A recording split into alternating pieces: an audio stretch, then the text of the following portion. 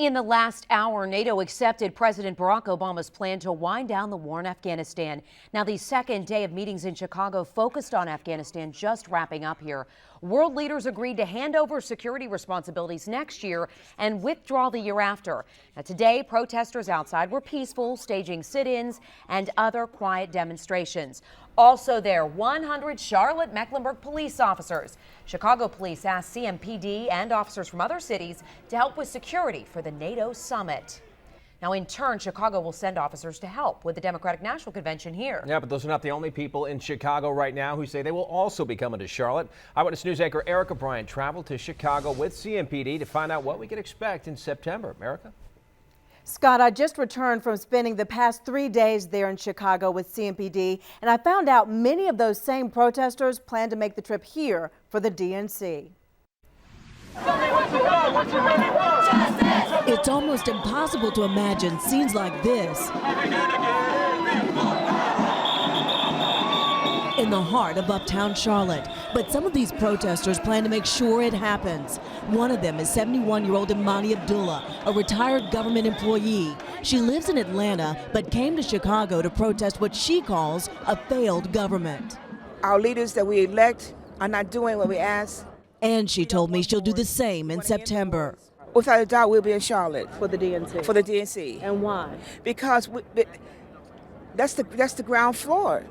That's the opportunity for us to make a difference. LEAH BOLGER is with the group Veterans for Peace and came all the way from Oregon to protest in Chicago. She too plans to protest at the DNC, but that's not the only place. We will be speaking out against both parties. We'll be at the RNC as well, because both parties are beholden to big business. Big business, she says, like Bank of America. Charlotte got a taste of organized protests 2 weeks ago when people converged uptown to demonstrate against the bank. Bruce Wilkinson told me he was in that crowd.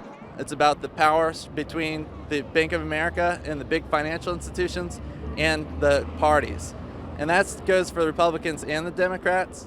With so many of these protesters saying they've done this before and plan to do it again, I wanted to know how they can afford it.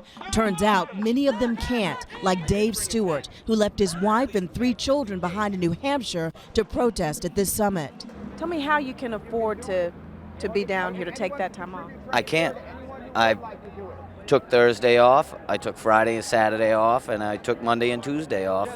Probably find a little bit behind on my mortgage, but it's worth it. In fact, IMANI ABDULLAH says more and more people think it's worth it, and she says we'll see that for ourselves firsthand in Charlotte this September. This is just a small percentage of the people who are involved. It's going to grow. It's got to grow.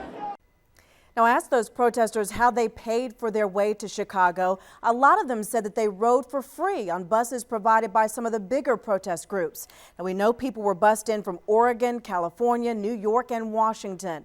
Today, we contacted those groups asking if they plan to bus people here to protest at the DNC, and we're waiting to hear back.